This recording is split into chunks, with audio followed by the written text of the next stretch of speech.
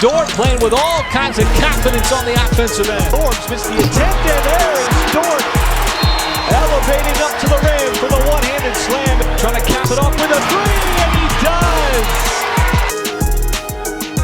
Hey guys, we're back again, and we're talking about one of the fan favorites and unexpected surprise from this season. Rookie two-way guard Lu Dort, he had a ton of great performances in the second half of this season, but I think none stood out more than that 23-point explosion up in Sacramento. It was a 120-100 win over the Kings for the Thunder. And Michael, let's start with you just about the way that Lu burst onto the scene offensively in this game, because we had seen a lot of good defense from him prior to this. You're right, Nick. And here's the thing. You got to remember, I'm going to take you back, man. There was a lot going on that game. It was the first game we played after the Kobe Bryant, tragedy. And then we didn't know if Chris Paul was going to play that night. So going into the game, just a lot of emotion, a lot of things to really to be thinking about other than basketball in Sacramento. And so, even for me, I remember I was just, gosh, man, this is a tough one to do. We were so saddened by that whole tragedy, all the lives that were lost. And then this kid steps up and finds a moment of clarity, a moment of like possession to be able to take over the game and just focus on what was happening. And man, I thought I was really impressed with, first of all, a first-year player, 1 year removed from college, to be able to focus and have that kind of a game at that moment with all of the unknowns, the 23 points, the 5 threes, the way he played defense. He got hammered a couple of times by 𝐓𝐡𝐻𝐿, got a flagrant foul and one, stepped up, made his free throw. I thought he just showed a lot of true grit, showed a lot of focus, showed a lot of heart. And it was a very emotional win for the Thunder. They ended up blowing them out, by the way, really because of his defense and his offense that night. Yeah, Mike, all of the off-the-court stuff, I think, really kind of spilled over onto the court for the first quarter, maybe even early into the second quarter, because it was really hard to find offense for both teams. It was a drowsy first half. And then all of a sudden, Lu Dort steps out, and he knocks down a couple threes. He attacks 𝐓𝐡𝐻𝐿 off the dribble. And I think that those unexpected points kind of woke up the team and kind of woke up this game, because then all of a sudden Gallinari's starting to knock down shots. But for Lu Dort in this game, I think it was a culmination for what had been built in January. A couple of games ago, he had his first double-digit performance. This was his 6th start overall. We had seen some flashes of his offensive capability, but in this game, he brought it all together, as you mentioned, with the 5 threes. But it was how he was making the threes. He had a little step back off the dribble, over an outstretched arm. He drove to the rim and had a spin move, bank off the glass on Bogdanović. And those were the flashes that we had seen, but it all came together in this culminating performance at a much-needed time. Chris Paul had rejoined the team, Michael, as you mentioned, having spent time with Kobe's family in Southern California, and missed the previous game against Dallas at home for OKC. And he joked after the game that Kobe would have been proud. Lu had 23 points and no assists. Talking about that, the Thunder had 32 assists in the game, led by as many as 29. And Lu is so impactful, not just with the points that he scored. He scored a dozen of those, by the way, in the third, where the Thunder totally blew the game open. They led by 12 at halftime, pushed it out to 20 after 3, and really never threatened. They led by as many as 29 en route to that route. But I thought Lu's defense on Buddy Hield as well was significant in this game. Buddy was minus 20 in the raw plus-minus, limited to 13 points and 3 of 10 on three-pointers. And I go back, guys, to the start of training camp, hearing Billy Donovan effusively praise a 20-year-old from Canada that played one collegiate season when undrafted in Dort, saying he's an elite defender. I mean, Billy is not known for hyperbole. So you catch wind of words like that, and suddenly I think we all became engaged in watching him on the defensive end. And sure enough, I mean, he's got such quick feet. He's built like a tank. He's physically tough. He plays a no-nonsense game, and he's a player that is a no-maintenance player as well. So to see him shine on the road in that spotlight that way was awesome. I think we all kind of celebrated that as one of those special moments during the season.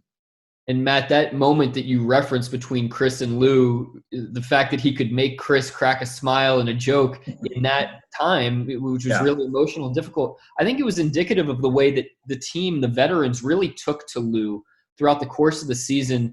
Why do you think that is? Why do you think they were able to really latch onto him as you look at his entire 2019-20 season as a whole? Well, I look at CP3 and what he said, Nick, and that was a kid that plays this hard and is this no nonsense about what he does, plays as fearlessly as he does, takes on challenges, is coachable. Anytime he wants to shoot, I'm 100% for it. He's earned that opportunity.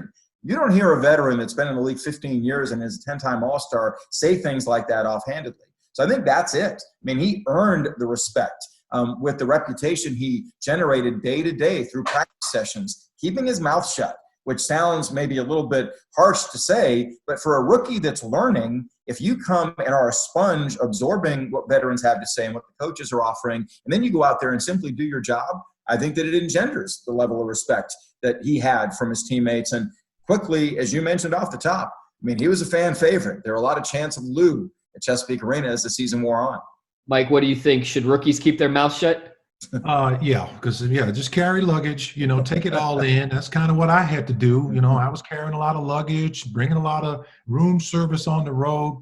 But you know what? When I got my shot, just like Lou, you take advantage of it, man. I mean, did we know that he would make that kind of an impact prior to the season? If there's anybody on the team that you can say is Mr. X, it got to be him. If there was a Mr. X award, like the guy that you didn't expect, who consistently produced, who took advantage of every situation that was given to him and turned it, into roses and, got fed little minutes, got fed a lot, became a starter, stayed in that position.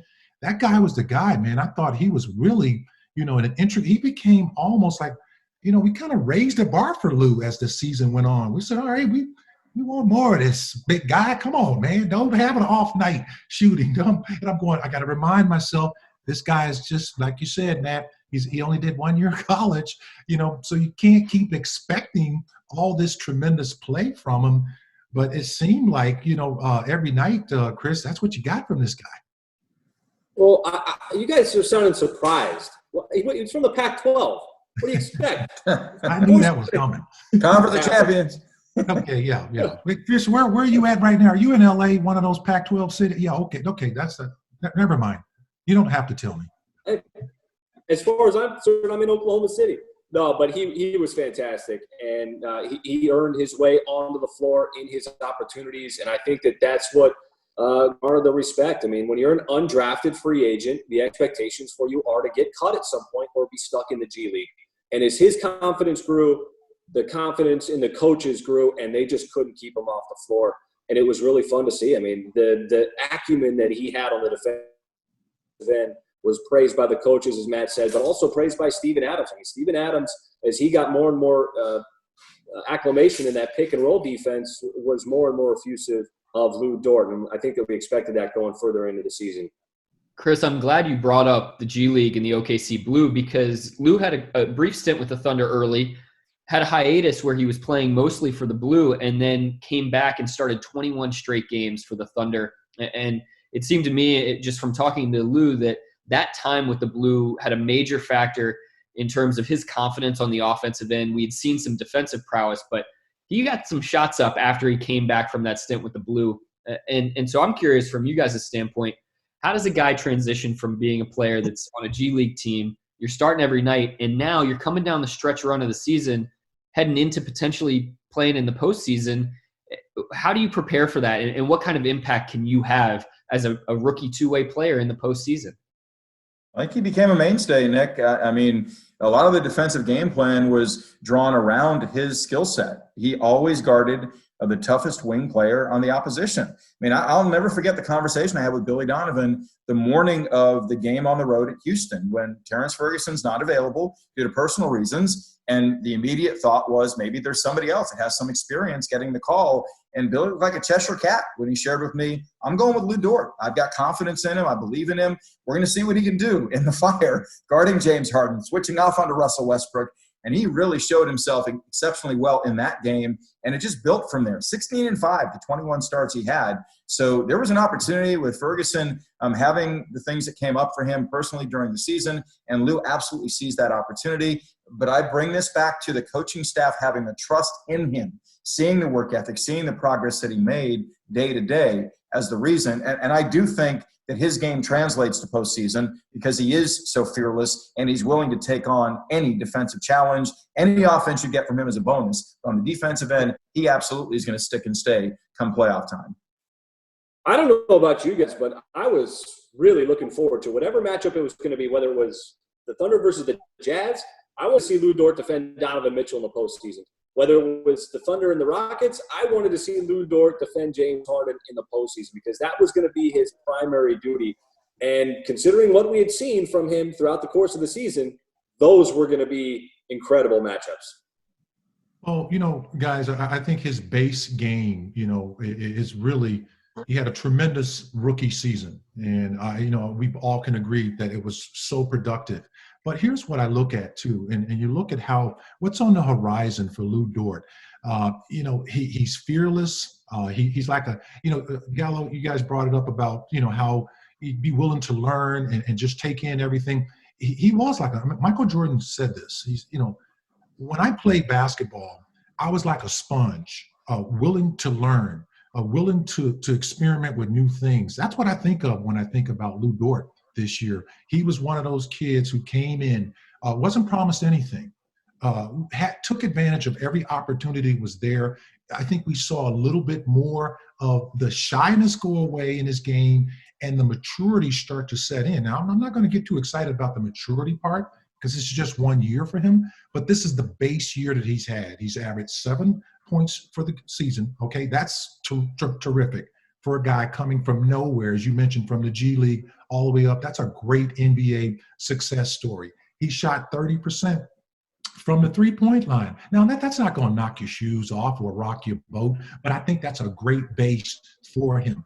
And he played in a system where they put him each night in a position where he could be successful, not stringing him out there on a limb or out there. Now he was out there on an island defensively a lot of times. You guys talked about it. Very impressive to not, get into foul trouble, but yet still stay aggressive on the other end offensively. And I think that when we saw that start to come together consistently, that's something I'm saying, all right, I want more of this. If this is what this guy has given us in year one, he's off to a great start. We just saw all the signs, big paws on a puppy, as they say. You can just tell that he's going to be good in this league. He had the foot speed, the physicality, the size. Trying to score on him is like trying to run the ball on Mike Singletary. And I think Thunder fans are excited about his future for sure in this league. Thanks for joining me to talk about Lou Dort today, guys.